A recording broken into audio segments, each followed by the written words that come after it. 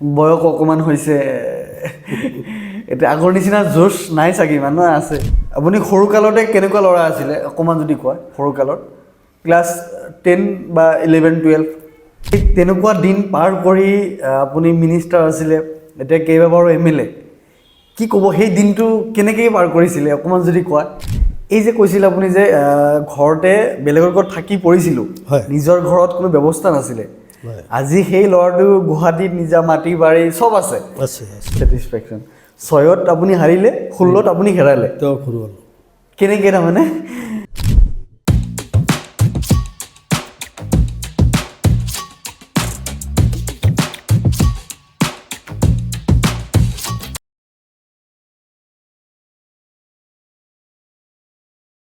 দাদা welcome to non political podcast thank you কি খবৰ দাদা ভাল বহুত দিন কথা পতাৰ পিছতে ফাইনেলি আহিলে ভাল লাগিলে থেংক ইউ দিনটো কেনেকৈ বিজি থাকে কি কৰে দিনটো মিটিং চিটিং হৈ থাকে গতিকে অলপ ব্যস্ত থাকিবই লাগে বয়স অকণমান হৈছে এতিয়া আগৰ নিচিনা জোচ নাই চাগে মানুহ আছে ৰাজনীতিততো জোচ থাকিবই থাকিব লাগে ৰাজনীতিততো কোনো অৱসৰৰ সময় নাথাকে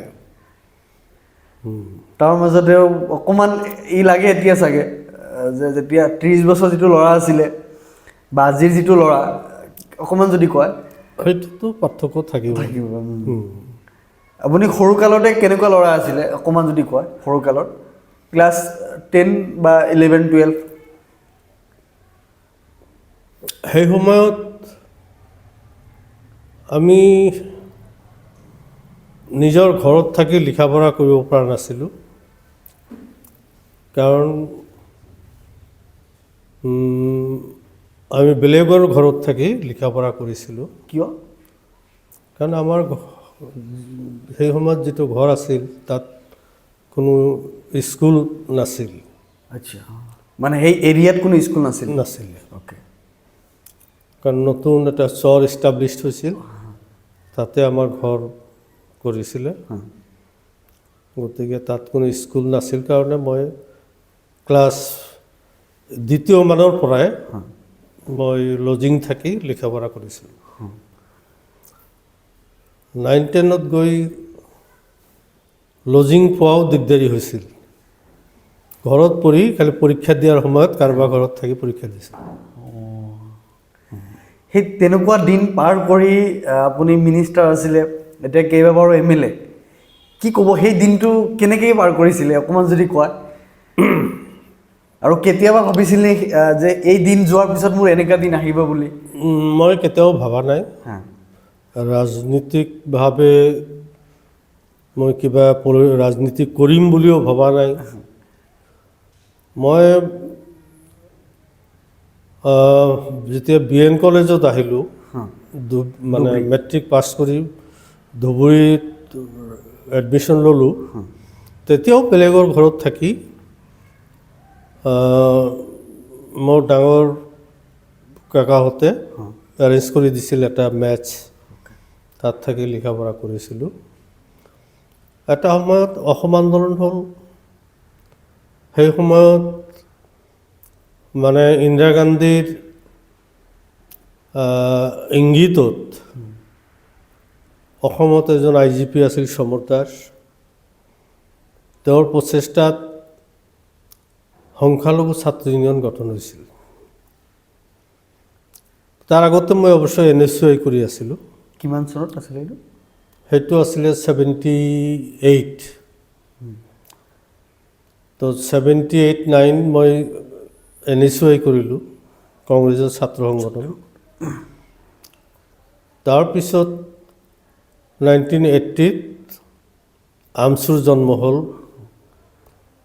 জলেশ্বৰত তথাপি মই যোৱা নাছিলোঁ কিন্তু আমচুৰ ফাৰ্ষ্ট অধিৱেশন ধুবুৰীত যেতিয়া পাতিলে তেওঁলোকে মোক ইনভাইট কৰিলে তেওঁলোকৰ কথাবিলাক শুনি ভাবিলোঁ যে হয় অসমৰ জাতিৰ স্বাৰ্থত আমি সংগঠনটো কৰা দৰকাৰ কাৰণ এই বিশেষকৈ সংখ্যালঘু ৰাইজৰ হৈ মাত মতাৰ কাৰণে সংখ্যালঘু ৰাইজৰ কোনো সংগঠন নাছিল প্ৰথম আমচুই মানে সংখ্যালঘু ৰাইজৰ ছাত্ৰ সংগঠন হিচাপে মুখপাত্ৰ হিচাপে আমছু জন্ম হৈছিল। তাৰপিছতে তেওঁলোকৰ প্ৰথম বাৰ্ষিক অধিৱেশনতে মোক ষ্টেটত তেওঁলোকে ইনক্লুড কৰি ল'লে। তেতিয়াৰ পৰাই মোটামুটি এটা সংগঠন কৰি থাকোঁতেই এটা সুযোগ আহিল। 85ত UMF হ'ল। তো UMF-ত মোক যাচি প্ৰাৰ্থিত্ব দিছিলে, কিন্তু দুৰ্ভাগ্য মোৰ নমিনেশ্যন কাটা গৈছিল, বয়স হোৱা নাই। বয়স একচুৱেলি হৈছিলে 25 বছৰে হৈছিল, তথাপি কমপ্লেইন দি মই তাৰ ইমান মেচিউৰ্ড নাছিলোঁ। কিন্তু মই হাইকোৰ্টত চেলেঞ্জ কৰি মই ইলেকশ্যন বাতিল কৰালোঁ। কিন্তু AGP চৰকাৰে ইলেকশ্যন নাপাতাৰ কাৰণে মই ইলেকশ্যন খেলিব নোৱাৰিলোঁ। তাৰপিছত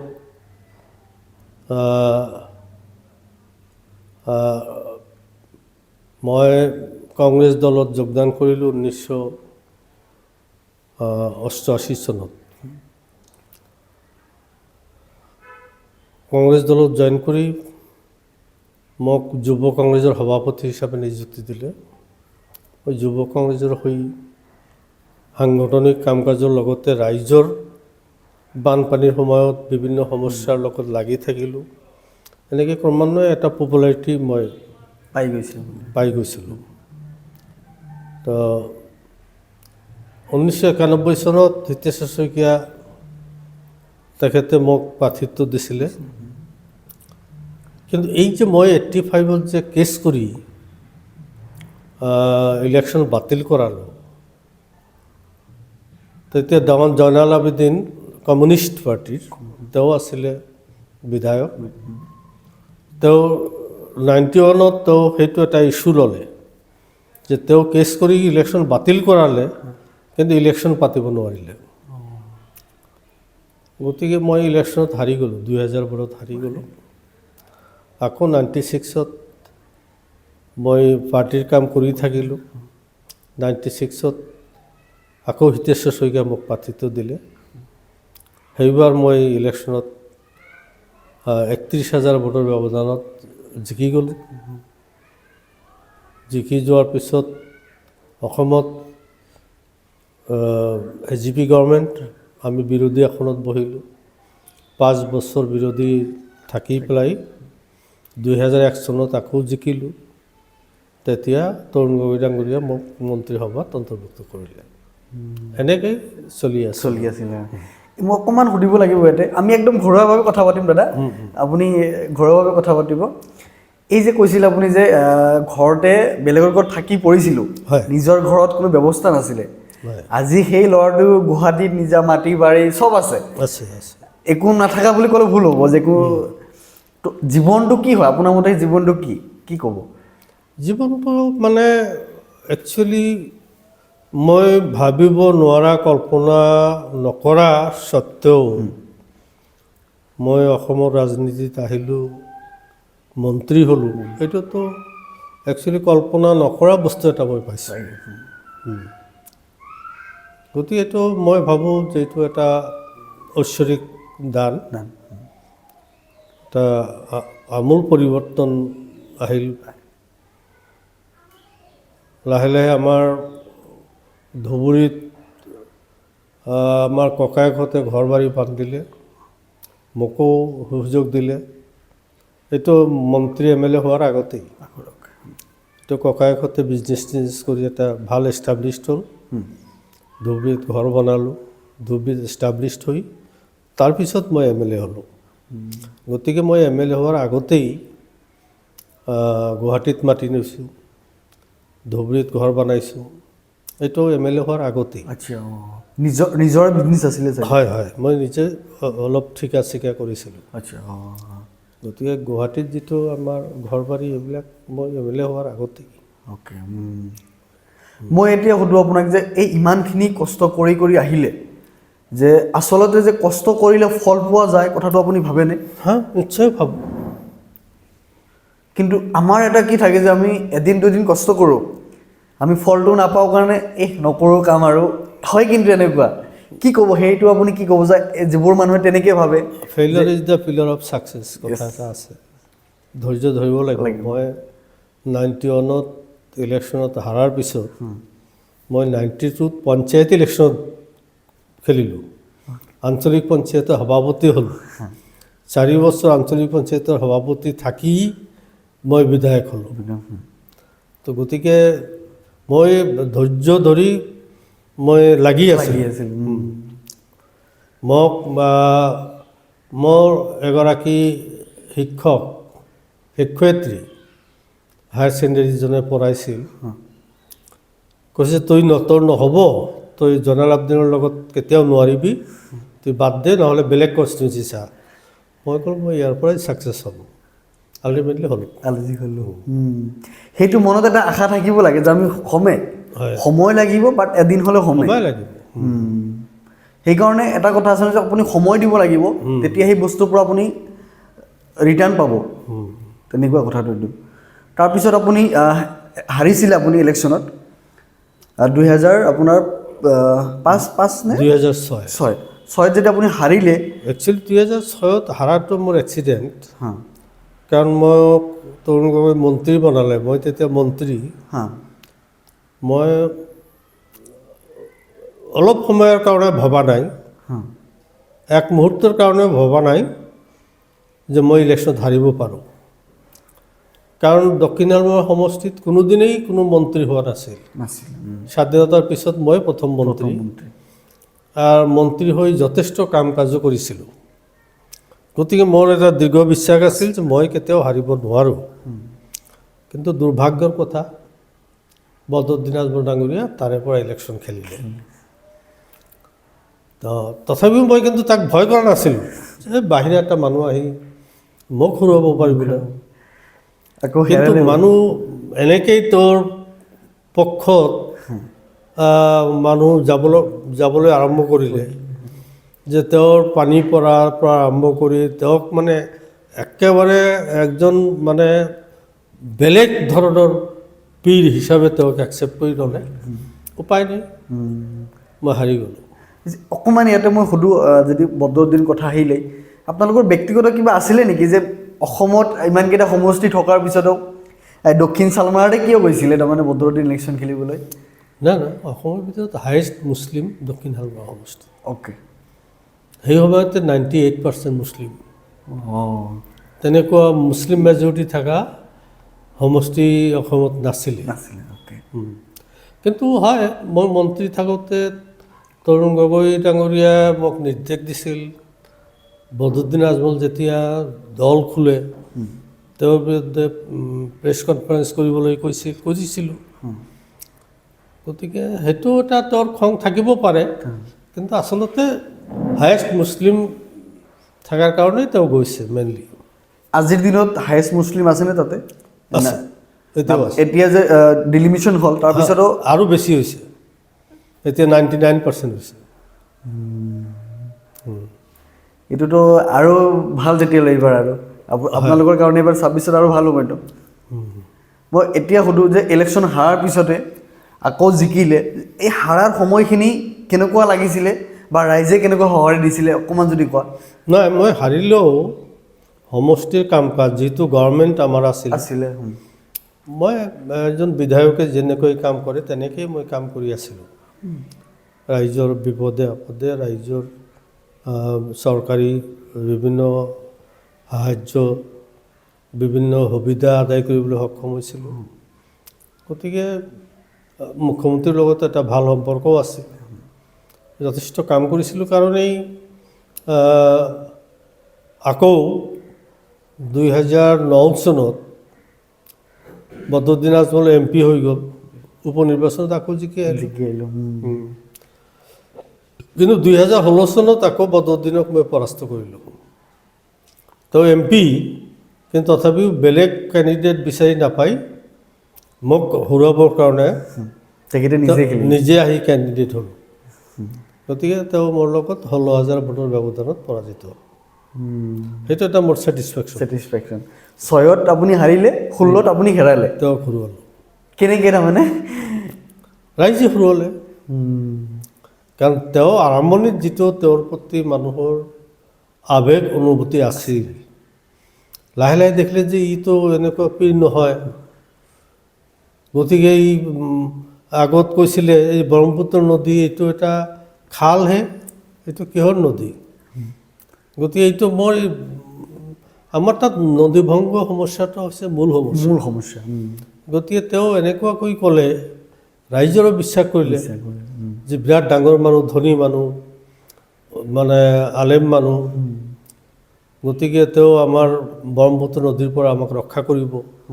কিন্তু দেখা গ'ল সেই বছৰ বেছিকৈ ভাঙিলে।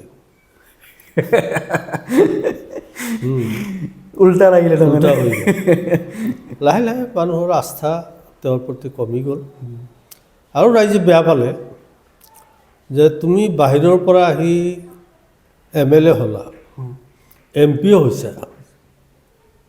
MP হোৱাৰ পিছত আমাৰ লোকেল ল'ৰাটো, কাৰণ ৰাইজেতো মোক বেয়া পোৱা নাছিল, তেওঁ ঘূৰাবৰ কাৰণে তুমি MP আছা, আকৌ কিয় MLAত উঠিব লাগে, সেইটোৰ কাৰণেও ৰাইজে বেয়া পাইছিল। তাৰমানে চব লাগে, তাৰমানে এনেকৈ আছে, মানে MLAও লাগিব, MPও লাগিব। MPও লাগে। এতিয়া সুধোঁ যে আজিৰ দিনত বদৰুদ্দিন আজমলৰ পৰিস্থিতি কেনেকুৱা, বা যিহেতু আপোনাৰ সমষ্টি চবতকৈ বেছি মুছলিম ভোট থকা সমষ্টি, হয়, তাৰ মানুহবোৰে কেনেকুৱা লৈছে আজিৰ দিনত, কেনেকৈ লৈছে বদৰুদ্দিন আজমল? মানে মোৰ সমষ্টি বদৰুদ্দিন ডিক্লেয়াৰ কৰিছিল যে এইটো মোৰ দ্বিতীয় জন্মভূমি। কিন্তু দেখা গ'ল জিলাৰ ভিতৰত UDF মজবুত আছিল মোৰ সমষ্টিত, কিন্তু যোৱা লোকসভা সমষ্টিত দেখা গ'ল 1 লাখ ভোটৰ ব্যৱধানত তেওঁ পৰাজিত হ'ল মোৰ সমষ্টিত। 1 লাখৰ ডিফাৰেঞ্চ। টোটেল আছিল কিমান ভোট আপোনাৰ তাতে? আমাৰ তাত আছিল 2,68,000। গতিকে 1 লাখৰ ব্যৱধানত সি পৰাজিত হ'ল। গতিকে আজমল ডাঙৰীয়াৰ প্ৰতি যেতিয়া 2016-ত মোৰ লগত পৰাজিত হ'ল, মানুহে ভাবিছিল তেওঁ হাৰিব নোৱাৰে। বহুতৰে ধাৰণা আছিল যে তেওঁ এজন এনেকুৱা আলেম, তেওঁ হাৰিব নোৱাৰে। যেতিয়া হাৰি গ'ল, তেতিয়া সেইখিনি বিশ্বাস তেওঁৰ পৰা উঠি গ'ল। যিটো প্ৰকৃততে সেই পৰ্যায়ৰ আলিম নহয়। গতিকে আৰু লাহে লাহে যোৱা লোকসভা নিৰ্বাচনৰ আগত তেওঁৰ কথা বাৰ্তাবিলাক মানে বেলেগ ধৰণৰ, মানে আত্মহংকাৰো হৈ গৈছিল মানুহজনৰ। ভাবিছিল মুছলমান মানে মোক মুছলমানে একেবাৰে মুছলমানৰ নেতা হিচাপে মানি লৈছে, মই যি কম মুছলমানে শুনিব। কাৰোবাক ডায়েছতে থাপ্পৰ মাৰি দিয়ে। বিভিন্ন কথা বাৰ্তাৰ মাজেদি গৰু কুৰবানী দিব নালাগে, যদি হেমন্তই বেয়া পাইছে খাচী কুৰবানী দিয়ক, বেলেগ কুৰবানী দিয়ক। এই কথাবিলাকে বহুত বেয়া পাই ল'লে, ৰাইজে বেয়া পাই গ'ল। আৰে তুমি প্ৰতিবাদ কৰিব লাগে, তোমাক ভোট দিছোঁ, তুমি আমাৰ সাংসদ, গতিকে মুছলমানৰ প্ৰতিনিধি বুলি তুমি দাবী কৰা, গতিকে তুমি এইটো চৰকাৰৰ লগত এইটো বিৰুদ্ধে ক'ব লাগিব, চৰকাৰৰ বিৰুদ্ধে হুংকাৰ দিব লাগিব। তাৰ বাহিৰে চৰকাৰে যিটো কয় সেইটোৱেই ৰাইজক কয়, তোমালোকে গৰু কুৰবানী নিদিবা। গতিকে বিভিন্ন কথাত আৰু বহুত কথা আছে। এনেকুৱা বেয়া পাল যে ৰকিবুল হুছেইন ডাঙৰীয়া অন্য জিলাৰ পৰা গৈ ধুবুৰী লোকসভাত প্ৰাৰ্থিত্ব লৈ এনেকুৱা ভোট পালেহি স্বতঃস্ফূৰ্তভাৱে। খালি মোৰ সমষ্টিত অকলে নহয়, প্ৰত্যেকটা সমষ্টিত ইকুৱেলি ভোট পাইছে। আপোনালোকৰ বৰপেটাও বহুত পাইছে। প্ৰথম ভাবিছিলোঁ বৰপেটাত বোধহয় ভোট বদৰুদ্দিন বেছি পাব, কিন্তু দেখা হ'ল যে একেই, আমাৰ সেইফালৰ পৰা একেই লেভেল। গতিকে ৰাইজে তেওঁক বিদায় দিছে আৰু ৰাজনীতিৰ পৰা। ৰাইজে বুজি পাইছে যে তেওঁ হেমন্ত বিশ্ব শৰ্মাৰ লগত মিলি আছে। গতিকে তেওঁ এইবিলাক বিজনেছ ৰক্ষা কৰিবলৈ মানে মাইনৰিটি মানুহক বলিৰ পঠা সজাইছে। এই কথাবিলাক লাহে লাহে ৰাইজে গম পাই গ'ল। গতিকে তেওঁ ৰাজনীতি মই ভাবোঁ এইটো তেওঁৰ বিদায় হৈছে। ফাৰ্দাৰ ৰাজনীতিত তেওঁ চাইন কৰিব নোৱাৰে, তেওঁৰ দলো আৰু নোৱাৰে। আপুনি আজিও এনেকৈ শৰীৰটো মেইনটেইন কৰি ৰাখিছে? খোৱাৰ ৰুটিনটো কি আপোনাৰ তাৰমানে? নাই, খোৱাৰ মানে মই একচুৱেলি খোৱা লোৱাত কোনো কম্প্ৰমাইজ নকৰোঁ। খালি ভাত আগত দুবাৰ খাইছিলোঁ, এতিয়া এবাৰ খাওঁ দুপৰীয়া, ৰাতিপুৱা ৰুটি, ৰাতি ৰুটি, এনেকেই চলি আছোঁ। ভাত অকণমান কমকৈ খাব লাগে ন? হয়, ভাতটো অলপ কম খাব লাগে, কিন্তু ভাতটো খাব লাগে। এবাৰ হ'লেও খাব লাগে তাৰমানে? এবাৰ হ'লেও খাব লাগে। আপুনি এইমাত্ৰ কৈছিলে যে আপোনাৰ সমষ্টিত মূল সমস্যা হ'ল বানপানী আৰু গৰাখহনীয়া। আজিৰ দিনত আপুনি MLA থকা সময়ত বা মন্ত্ৰী থকা সময়ত সেইবোৰ লাহে লাহে সমস্যাখিনি সমাধান কিমানখিনি কৰিছে যদি কয়? গৰাখহনীয়া সমস্যাৰ সমাধান হোৱা নাই। সময়ে সময়ে আমি প্ৰটেকশ্যনৰ কাম কৰাইছোঁ, কিন্তু সেইবিলাক পাৰ্মানেণ্ট প্ৰটেকশ্যন নহয়। গতিকে প্ৰটেকশ্যন কৰিছোঁ, সাময়িকভাৱে ৰখা হৈছে, আকৌ ভাঙিছে। কিন্তু লাগি লাগি এটা ADB-ৰ স্কিম এটা চেংচন কৰাইছিলোঁ এছিয়ান ডেভেলপমেণ্ট বেংকৰ। তো সেইটো পাৰ্মানেণ্ট প্ৰটেকশ্যন, 218 কোটি টকা। গতিকে সেইটো চেংচন হৈছে। ভাবিছিলোঁ এইবাৰ সেই স্কিমটোৰ কাম হ'ব, কিন্তু এতিয়ালৈকে টেণ্ডাৰ কল কৰা নাই।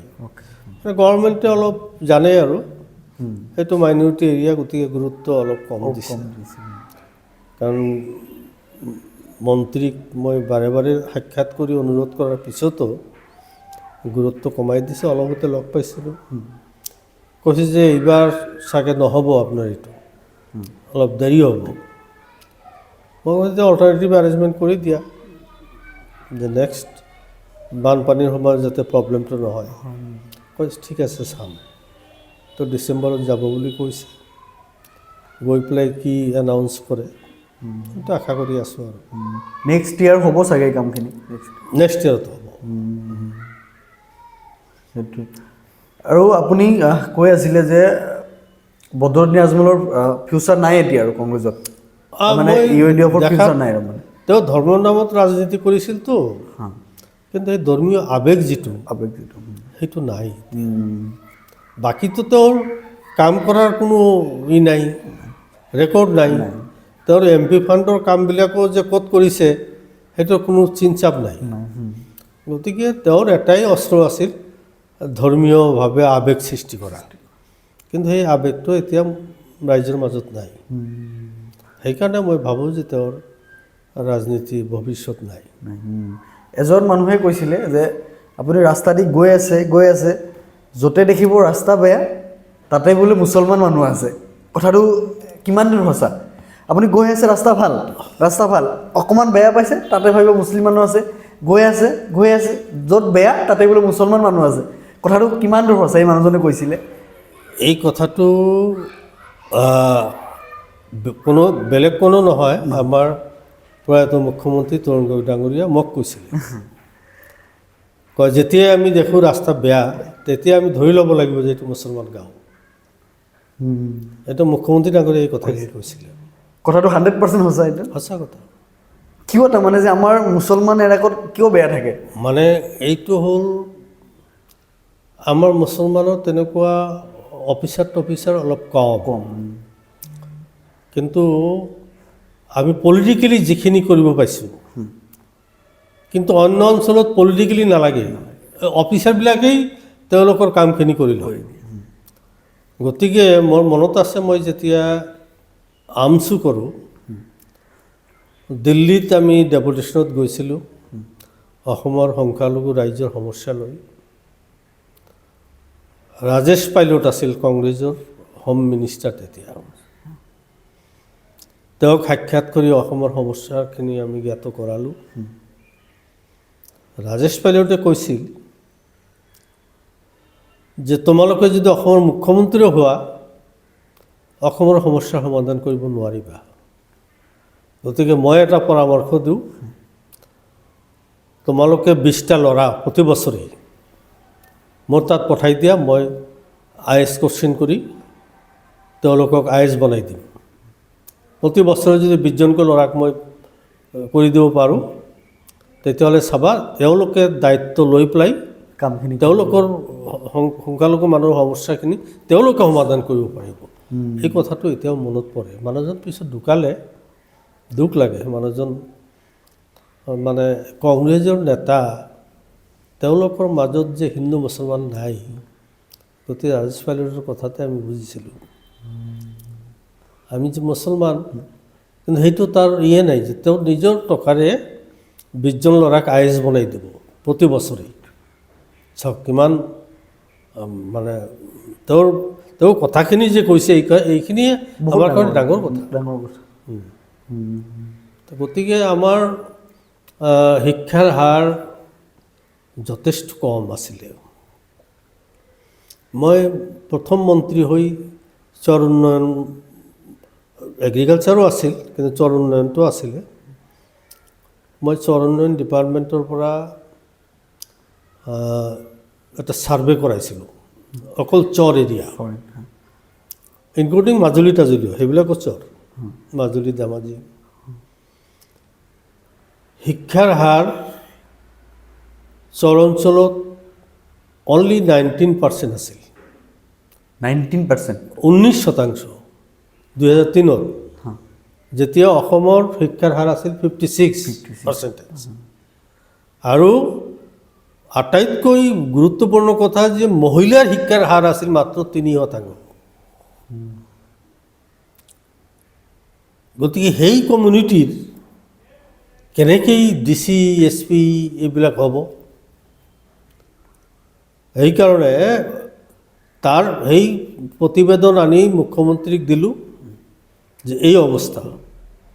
সৰ্বশিক্ষাৰ পৰা আৰম্ভ কৰি বিভিন্ন অৰ্গেনাইজেশ্যনৰ জৰিয়তে শিক্ষাৰ হাৰ বঢ়াইছে, যথেষ্ট বাঢ়িছে, কিন্তু এতিয়াও ষ্টেট লেভেল আমি সমহাৰত আহিব পৰা নাই। আপোনাৰ সমষ্টিৰ শিক্ষা ক্ষেত্ৰ আজিৰ দিনত কিমান পাৰ্চেণ্ট? 19% আছিলে আগতে 2000 চনতে, এতিয়া নাই, এতিয়াতো বহুত বাঢ়িছে। আমি একজাক্ট সমষ্টি ৱাইজ কাউণ্ট কৰা নাই, কিন্তু যথেষ্ট বাঢ়িছে। কাৰণ এতিয়া আমি এটা হাইস্কুলত সোমালে দেখা যায় যদি 40জন ল'ৰা থাকে 60জন ছোৱালী। গতিকে শিক্ষাৰ প্ৰতি ধাউতি বাঢ়িছে, শিক্ষাৰ হাৰ বহুত বৃদ্ধি হৈছে।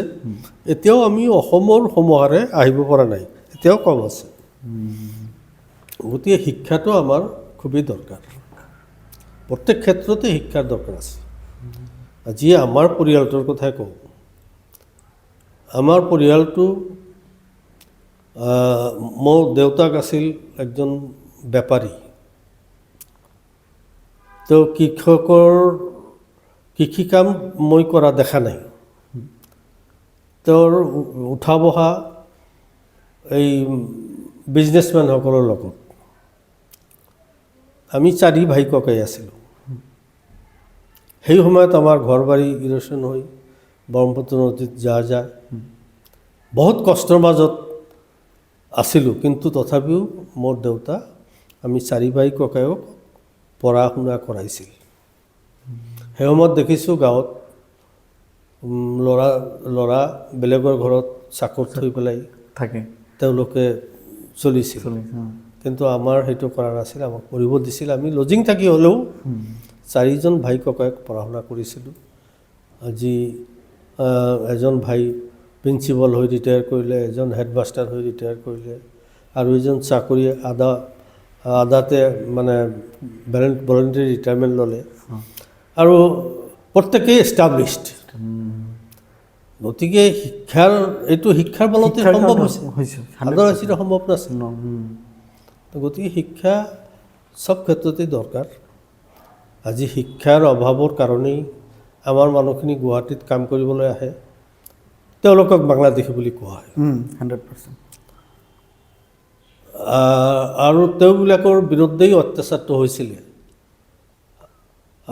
মাজতে হয়তো আসাম চুক্তি হোৱাৰ পিছত এইটো কমিছিল, কিন্তু বৰ্তমান হেমন্ত বিশ্ব শৰ্মা চৰকাৰত তেওঁ নিজেই, কোনো সংগঠন নহয়, তেওঁ নিজেই এই কমিউনিটিৰ বিৰুদ্ধে উঠি পৰি লাগিছে। তেওঁ কেতিয়াবা তুচ্ছ তাচ্ছিল্যভাৱে কেতিয়াবা মিয়া বুলি কয়, কেতিয়াবা বংগ মূলৰ মানুহ বুলি কয়, কেতিয়াবা এতিয়া ৰিচেণ্টলি কোৱা হৈছে গো মাংস। অচিনাক্ত মানুহ, অচিনাক্ত মানুহ। অচিনাক্ত মানুহ। আৰু গো মাংসলৈ কিবা কৈছিল। হয়, তো গতিকে তেওঁ কোনো অৰ্গেনাইজেশ্যনক মই দোষাৰোপ কৰা নাই, কিন্তু তেওঁ সেই আন্দোলনকাৰী বা উগ্ৰ অসমীয়া জাতীয়তাবাদীৰ মূল দায়িত্বই তেওঁ লৈ লৈছে। তেওঁ এই কথাবিলাক, অসমৰ এজন মুখ্যমন্ত্ৰী, অসমৰ মুৰব্বী, তেওঁ একচুৱেলি নিৰপেক্ষ হ'ব লাগে, কিন্তু তেওঁৰ কাম কাজ এক্টিভিটিজ কথা বাৰ্তা সম্পূৰ্ণ পক্ষীয়ভাৱে কথাবিলাক কৈ আছে। আমাৰ নন পলিটিকেলত আৰু এটা ৰাউণ্ড, এটা ফোন কল, মানে আপোনাৰ এটা ভাল গুণ এটা বেয়া গুণ জানিব লাগে, কাক কৰিব এটা ফোন কাক কৰিব, এই ফোনৰ জৰিয়তে আমি সুধিম যে আপোনাৰ এটা ভাল গুণ এটা বেয়া গুণ, তেখেতে ক'ব, কাক লগাব আপুনি ফোনটো? এতিয়া কাক লগাম? আপুনি কওক, ল'ৰা ছোৱালী বা বাইদেউ কাক লগায় আপুনি? ঘৰৰ মানুহে মোক বেয়া বুলি ক'ব নেকি? তথাপি ক'ব এটা বেয়া গুণ এটা ভাল গুণ। ঘৰৰ মানুহ কিয় কৰ্মী এটাক লগাই দিম, মোৰ ফোনত লগাই দিম না? আপোনাৰ ফোনত দিয়ক, খালি লাউড স্পীকাৰ দিব। হেল্ল', যে মই ক'লোঁ দাদা আমাৰ মানে পডকাষ্ট চেনেলত বহিছে, ইণ্টাৰভিউত বহিছে। দাদাৰ এটা ভাল গুণ এটা বেয়া গুণ ক'ব লাগে, মানে আপোনাৰ ভইচটো ৰেকৰ্ড হৈ আছে, শুনি আছে কিন্তু চবে। ঠিক আছে, কওক। হয়, দাদাৰ এটা ভাল গুণ এটা বেয়া গুণ কওক আপুনি। আমাৰ চৌধুৰী চাহাবৰ, হয়।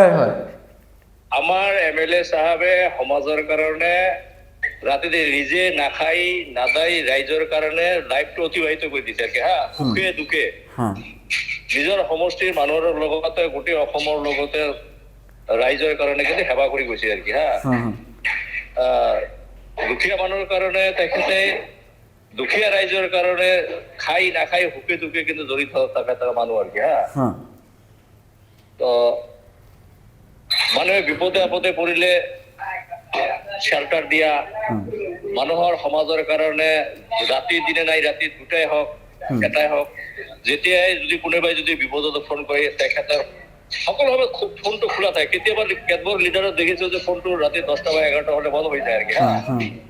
কিন্তু এখেতৰ আমি এটা পাইছো যে ৰাতি 2টা হওক 5টা হওক ফোনটো খোলা থাকে। এটা বিপদত আমাৰ মানুহ, আমাৰ এই সমষ্টিৰ মানুহ বা আমাৰ এলেকাৰ মানুহ কোনো যদি গুৱাহাটী মহানগৰীত বা বেলেগত অসমত যদি বিপদত পৰে, ফোন কৰিলে তেখেতে লগে লগে আমাৰ লগৰ ৰাইজৰ কাৰণে যি হওক যেনেকৈ হওক হেল্প কৰিব লাগে কৰে আৰু। আৰু এটা বেয়া গুণ? বেয়া গুণৰ ভিতৰত বেয়া গুণ কি ক'ম, তেখেতৰ তো বেয়া গুণ মোৰতো দৃষ্টিগোচৰ তেনেকুৱা বেয়া গুণ দেখা নাই আৰু কি। মোৰ দৃষ্টিগোচৰ তেখেতৰ বেয়া গুণ মই তেনেকুৱা কোনো বেয়া গুণ দেখা নাই আৰু কি। পাৰিলে সমাজৰ কাৰণে উপকাৰ কৰিছে, নহলে নিউট্ৰেল থাকিছে, কিন্তু তেখেতৰ তেনেকুৱা মই বেয়া গুণ দেখা নাই আৰু কি। ঠিক আছে, থেংক ইউ। অকে। এইটো মোৰ ফোনত বেয়া গুণ থাকিলেও ক'ব নেকি? আপুনি নিজেই কওকচোন আপোনাৰ কি বেয়া গুণ আছে। আপুনি নিজেই কওক আপোনাৰ কি বেয়া গুণ আছে। ৰাজনৈতিকভাৱে কোনো মোৰ বেয়া গুণ নাই, কিন্তু পাৰ্চনেল লাইফৰ যদি আছে, পাৰ্চনেল লাইফত হয়তো মোৰ ৱাইফে মানে সমালোচনা মোক কৰে, কিন্তু আজিকালি মই তাৰ উত্তৰ নিদিওঁ। যি কয় কৈ থাকে, মই খালি শুনি থাকোঁ, মানে এটা অশান্তি মই বিচৰা নাই। গতিকে সেইটোৱেই, নিশ্চয় মোৰ কিবা দোষ আছে, নহ'লে ইমান সমালোচনা কিয় কৰিব, সেইখিনি কথা। আৰু বহুত সময়ত আপুনি বহুত চাইলেণ্ট থাকে, বেছি কথা নকয়, এইটো ভাল এটা কোৱালিটি, কিন্তু এইটো কেনেকৈ মেইনটেইন কৰিছে আপুনি যে বহুত সময়ত বহুত চাইলেণ্ট থাকে? এইটো বয়সত কৰাইছে, এইটো সময়ত আপোনালোকৰ হ'ব, কাৰণ আগত বহুত কথা কৈছিলোঁ, কথা যিমানেই কোৱা যায় সিমানেই ভুল হয়। এতিয়া দেখিছোঁ না, কথা কম কোৱা ভাল, ভুল কম হ'ব। ভুল কম হ'ব, কাজিয়া কম লাগিব, মানে কনজিউম কৰাৰ কেপাচিটি বাঢ়ি যায়। বাঢ়ি যায়। আৰু পলিটিকেল ক্ষেত্ৰত থাকিলে এইটো বস্তুটো থাকিব লাগিব যে মানুহে বেছি ক'ব, আপোনাৰ শুনাৰ ধৈৰ্য থাকিব লাগিব। এই গুণটো থাকিব লাগিব কিন্তু পলিটিক্স কৰাতে। ভাল বেয়া শুনক, আগত শুনিছোঁ আমাৰ আগৰ বিধায়কসকল যেতিয়া আছিল, শ্বিলঙত যেতিয়া ৰাজধানী আছিল, আমাৰ মানুহখিনি MLA ক লগ পাব যাব, দুদিন আগতে কাপোৰ ধুইছিল, একদম ফিটফাট হৈ MLA তাত গৈছিল। আজিকালি মানে এনেকুৱা হৈছে যে ৰিক্সাৱালা যদি দেখিলে MLA ৰিক্সা ৰখাই পেলাই আহি কওঁ মোক এটা টিউবৱেল দিব লাগিব, বা মোৰ এই কামটো কিয় নকৰিলে আপুনি, মানে একদম নখ জোকাৰি কথা ক'ব। গতিকে বহুত ডিফাৰেঞ্চ হৈ গৈছে। ভাল, এইটো ৰাইজে সজাগ হৈছে ৰাইজ। গতিকে আমি তাত আমাৰ ধৈৰ্য থাকিব লাগিব শুনিবলৈ। মই আপোনাক এতিয়া সুধোঁ যে এজন সফল নেতা হ'বলৈ তিনিটা কি গুণ থাকিব লাগে আপোনাৰ মতে? মোৰ মতেতো প্ৰথম কথা হৈছে যে আমি যিহেতু ৰাইজৰ প্ৰতিনিধি, প্ৰথম কথা হ'ল যে মোৰ মোবাইলখন ছুইচ অফ কৰিব নালাগে। আমি কেতিয়াবা ফোন ধৰিব নোৱাৰিব পাৰোঁ, পিছত কল বেক কৰিব। কাৰণ মই মিটিঙত আছিলোঁ, 10টামান মিছ কল আহিছে, মই এতিয়া ঘৰত গৈ বহি বহি সেইকেইটা ফোন কৰিম। কাৰণ ফোন নধৰিলে কেনেকুৱা বেয়া লাগে আমিও গম পাওঁ। আমি যেতিয়া মাৰোঁ 100%। মন্ত্ৰী তন্ত্ৰী কাৰোবাক মাৰোঁ, ফোন নুঠায়, খুব খং উঠে। ঠিক ৰাইজে যদি মোক ফোন কৰি নাপায় তেওঁলোকৰ খং উঠাটো স্বাভাৱিক কথা, এইটো এটা কথা। আৰু এই যে ক'লোঁ যে ৰিক্সাৱালা আহি চাৰ্জ কৰি থাকে, সেইটো ধৈৰ্য থাকিব লাগিব, শুনিব লাগিব। পেচেণ্ট হিয়াৰিংটো ডাঙৰ কথা। খংটো থাকিব নালাগিব, একেবাৰে মানে থাকিব নালাগে খং। ঠিক, আৰু মানে মই অনুভৱ কৰোঁ, মই আৰু বেলেগ MLA লগত মোৰ বহু ক্ষেত্ৰত বহু ডিফাৰেঞ্চ আছে। মই এটা মানে নিজেই মোক কাকো কোৱা নাই, মই নিজেই প্ৰথম MLA হোৱাৰ পিছৰ পৰাই আমি এটা কৰিছোঁ, যিসকলে মোক ভোট দি প্ৰতিনিধি বনাইছে তেওঁলোকক যিমান পাৰোঁ সহায় কৰিম, কিন্তু তেওঁলোকৰ পৰা কোনো কাৰণতেই চাকৰি বাকৰি হওক বা কোনো কাৰণতেই আমি পাব্লিকৰ পৰা কোনো পইচা পাতি আমি নাখাওঁ। এইটো লোৱাও নাই আৰু নলওঁ। এইটো নহয় যে মই একেবাৰে মানে সন্যাসী, সেইটো নকওঁ, কিন্তু মোৰ ৰাইজ, মোৰ সমষ্টিৰ পাব্লিক মোক ভোট দি বনাইছে, গতিকে তেওঁলোকৰ পৰা পইচা লোৱা, পইচাৰ আদান প্ৰদান কৰা ৰেকৰ্ড মোৰ নাই, আৰু এইটো মই কেতিয়াও কৰিবও নিদিওঁ। এইটো মোৰ ব্যক্তিগত কথা। লাষ্ট আমি বহুত কথা পাতিলোঁ, লাষ্ট এটা কথাই পাতোঁ, আমি পডকাষ্ট এণ্ডিঙে কৰিম। অসমৰ ৰাজনীতিক লৈ আপুনি কেনেকুৱা কি ভাবিছে অকণমান যদি কয়? এতিয়া যিটো ৰাজনীতি অসমত চলি আছে সেই ৰাজনীতিক লৈ আপুনি কি ভাবিছে? চাওক, যেনেকৈ পোলাৰাইজেশ্যনৰ ৰাজনীতি, অসমততো BJP চৰকাৰ গঠন কৰিব, এই কথাটো আমি আজিৰ পৰা 10-15 বছৰ আগত ভাবিব পৰা নাই। কাৰণ BJP জন্মলগ্নৰ পৰাই দেখা গৈছে অসমত 4জন বা 5জন বিধায়ক মেক্সিমাম হৈছে,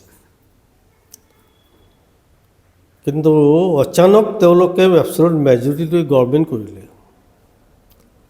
এইটোৰ মূল কাৰণ আমি ভাবোঁ যে এইটো পোলাৰাইজেশ্যনৰ ৰাজনীতি প্ৰথম আৰম্ভ কৰিছে বদৰুদ্দিন আজমল। তেওঁ অকল মুছলমানক লৈ ৰাজনীতি কৰিলে, তো গতিকে আল্টিমেটলি হিন্দুসকল ক্ৰমান্বয়ে ইউনাইটেড হৈ গ'ল। আৰু এইটো ইউনাইটেড কৰাৰ ক্ষেত্ৰত মানে BJPৰ ফালৰ পৰা বিশেষকৈ হেমন্ত বিশ্ব শৰ্মাই এনেকুৱা এটা ৰাজনীতি কৰিলে, ইলেকশ্যনৰ সময়ত আপাৰ আছামত আৰু বদৰুদ্দিন নাজমল পোষ্টাৰিং নকৰে, ভোট বিচাৰিও নাযায়, কিন্তু তেওঁৰ পোষ্টাৰ বিজেপি দলৰ ফালৰ পৰা মুখ্যমন্ত্ৰীয়ে ছপাই পেলাই আপাৰ আছামৰ গলিয়ে গলিয়ে লগাই দিয়ে, লগাই দি কয়, পিছদিনা গৈ মিটিং কৰি কয় আপোনালোকে এই মানুহজনক ভোট দিব নেকি, এই মানুহজন মুখ্যমন্ত্ৰী হ'লে আপোনালোকে ভাল পাব নেকি। তো গতিকে তৎক্ষণাৎ ৰাইজে সজাগ হৈ যায়। গতিকে তেওঁৰ এই ৰাজনীতি আজমলক মানে কেন্দ্ৰ কৰি অসমত আপাৰ আছাম বা হিন্দু কমিউনিটিক পলাৰাইজড কৰি ইউনাইটেড কৰাবলৈ সক্ষম হৈছে। কিন্তু যিহেতু আজমলৰ পতন হৈছে, মই ভাবোঁ এতিয়া ৰাজনীতিৰ এটা পৰিৱৰ্তন হ'ব। এতিয়া আৰু পলাৰাইজেশ্যনৰ ৰাজনীতিত নাখাটিব। তাৰ উদাহৰণ যোৱা লোকসভা নিৰ্বাচনত গৌৰৱ গগৈ ডাঙৰীয়া যোৰহাটৰ পৰা সাংসদ হ'ল। এইটো কিন্তু বহুতে কল্পনা কৰা নাই, কাৰণ জানে যে মুছলমান মানেই কংগ্ৰেছ, কংগ্ৰেছ মানেই মুছলমান আছে, কিন্তু এইটো এই ধৰণৰ একটা ভুল ধাৰণা মানুহৰ মাজত আছিল। কিন্তু গৌৰৱ গগৈৰ নিচিনা মানুহ যিহেতু যোৰহাটৰ পৰা সাংসদ লাখো ভোটত জিকি গ'ল, গতিকে ইয়াৰ দ্বাৰা প্ৰমাণিত হৈছে যেতিয়া অসমৰ হিন্দু মানুহেও বিজেপিক বেয়া পোৱা হৈছে। এইটো সঁচা। আজি উপ নিৰ্বাচনত বিহালী, তাততো মুছলিম ভোট থাকিলে 5-10 হাজাৰ থাকিব পাৰে, মাত্ৰ 9,000 ভোটতে আমি হাৰিছোঁ। কংগ্ৰেছতো বাকী হিন্দু মানুহেই ভোট দিছে। বৰাকবেলিৰ যিটো সমষ্টি, তাতো মাত্ৰ 9,000 ভোটত আমি হাৰিছোঁ। গতিকে আমি হাৰিব পাৰোঁ। বাই ইলেকশ্যনত হাৰাটা স্বাভাৱিক। বাই ইলেকশ্যনত ৰুলিং পাৰ্টিয়ে জিকে। তো গতিকে এটা ধাৰণা হৈছে যে অসমৰ হিন্দু মানুহে নেক্সট নিৰ্বাচনত এটা বিকল্প চিন্তা কৰিব। গতিকে সেইটোত আমি আশাবাদী যে আমি বেছি বেছি কাম কৰিব লাগিব আপাৰ আছামত। আমাৰ কংগ্ৰেছ চৰকাৰৰ মূল ভেটি আছিল আলি কুলি, বাগানীয়া আৰু মুছলমান আছিল কংগ্ৰেছৰ মূল ভেটি। গতিকে আমাৰ বাগানীয়া অলমষ্ট বিজেপিৰ ফালে গুচি গৈছিলে, লাহে লাহে তেওঁলোকে বেক কৰি আছে। এই 2026 নিৰ্বাচনত মই ভাবোঁ, কাৰণ এইফালে মাইনৰিটি অঞ্চলতো ভোট বিভাজন নকৰে, কাৰণ ৰাজ্যৰ ওপৰত যি অত্যাচাৰ বিজেপি গভৰ্ণমেণ্টে কৰি আছে উচ্ছেদৰ নামত, বিভিন্ন কাৰণত। আজি কথা নাই বতৰা নাই, গো মাংস বন্ধ কৰি দিলে। তেওঁলোকে আইন প্ৰণয়ন কৰিছে, আইন মতে যে এটা মন্দিৰৰ 5 কিলোমিটাৰৰ ভিতৰত গো মাংস খাব নোৱাৰে বা তাত বিজনেছো কৰিব নোৱাৰে, আনিব নোৱাৰে। কিন্তু সেইবিলাকো আইন পাছ কৰাৰ উপৰিও কেবিনেট সিদ্ধান্ত লৈ বন্ধ কৰি দিলে। দাদা, থেংক ইউ ছ' মাছ। ভাল লাগিলে পডকাষ্ট। আপোনাৰ কেনেকুৱা লাগিছে? মোৰো ভাল লাগিছে, কাৰণ ঘৰৰ ওচৰত হয়, মাজে মাজে আহিব পাৰিম, বহিব পাৰিম, আলোচনা কৰিব পাৰিম, ভাল লাগে।